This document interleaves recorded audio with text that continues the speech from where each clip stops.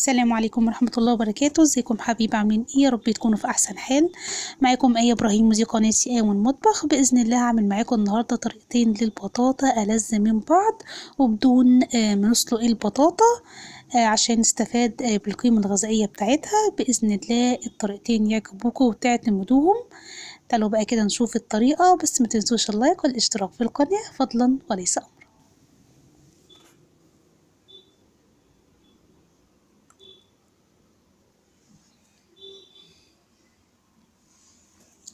اول حاجة بقى معايا كده 2 كيلو من البطاطا، غسلتهم كويس على النار، وهحط عليهم كوباية من السكر. في البداية حطيت نص كوباية، وفي كمان نص كوباية حطيتها بس ملحقتش اصورها. طب احط ايه كمان؟ احط كوبايتين من المية. هبدأ بقى ان انا احطها في البداية على نار عالية. بعد ما الاقي المية غليت معايا غلوة، هبدأ ان انا اخلي النار على الوسط لحد بقى ما تستوي معايا. هنا بعد حوالي ساعة الا ربع كانت البطاطا بدأت ان هي تستوي معايا، بس طبعا اللي تحت بتستوي طبعا اسرع من اللي فوق زي ما احنا عارفين. فهبدأ بقى نخلي اللي فوق تحت واللي تحت فوق، بحيث كله ياخد سوا واحد.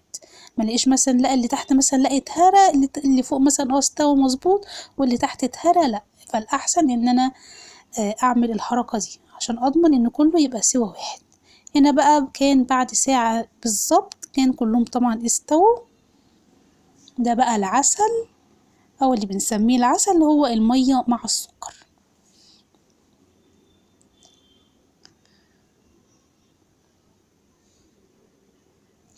تعالوا بقى كده نشوف اول وصفة عندنا. هجيب بقى بطاطا القمر دي وافتحها بالشكل ده. هجيب كمان معلقة كبيرة من القشطة اللي هي وش اللبن، واحطها بقى كده.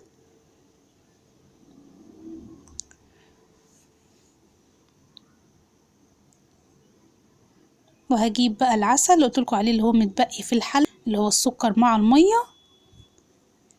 عايزة اقول لكم بجد ان البطاطا مع القشطة مع العسل دوت عاملين ميكس طعم، يعني كده ايه، يودوكوا كده في حتة تانية خالص. يعني بجد الفيديو بقى ده ايه يا جماعة، لايك لايك لايك، لانه فعلا فعلا يستاهل. تعالوا بقى كده نشوف تاني وصفة معانا. خدت بقى نص كمية البطاطا اللي في الحلة، يعني تقديريا كده بالعين حوالي كيلو من البطاطا. هبدأ بقى اقشرها بالشكل ده.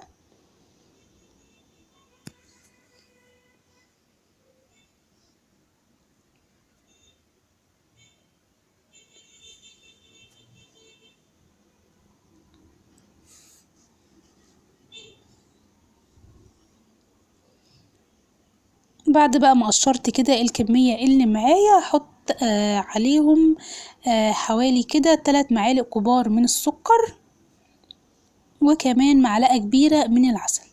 لو مش حابة طبعا العسل استبعديه وحطي معلقة كمان من السكر، يعني هيبقوا 4 معالق من السكر.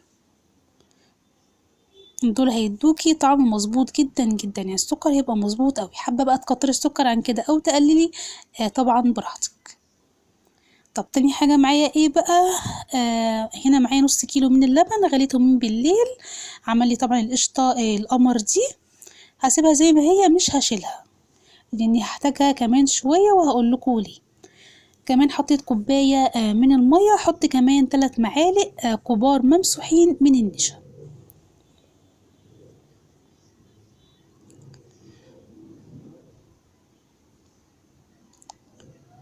احط كمان 3 معالق ونص كبار من السكر، وده برضو السكر المظبوط. حابة برضو تكتري او تقللي طبعا براحتك، السكر طبعا ده حسب الرغبة. هبدأ طبعا اقلبهم على البارد، وبعد كده احطهم على النار، على نار متوسطة لحد ما يبقبقوا معايا بالشكل ده. يعني بسيبها كده المهلبية ديت يعني تغلي كده حوالي غلوتين 3، بحيث النشا يستوي فيها وما يبقاش طعم النشا باين. طب معايا بعد كده ايه بقى؟ هجيب بقى الصينية القمر الكيوتة دي. صراحة بحب دايما اعمل فيها يعني البطاطا المهلبية، بتطلع شكلها قمر قوي يعني. طبعا طبعا اي صينية طبعا عندك طبعا اشتغلي فيها طبعا براحتك. هجيب بقى كده الاول كبشة من المهلبية دي، تحطها كده في ارضية الصينية، وبعد كده هبدأ انزل بقى بكمية البطاطا اللي معايا.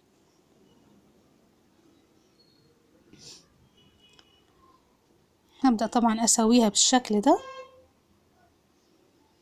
زي ما انتوا شايفين بقى الكيوتة القمر اهي.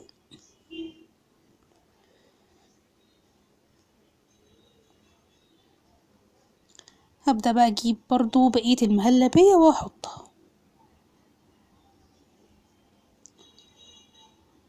بمعلقة صغيرة برضو كده. هبدأ برضو اساوي المهلبية.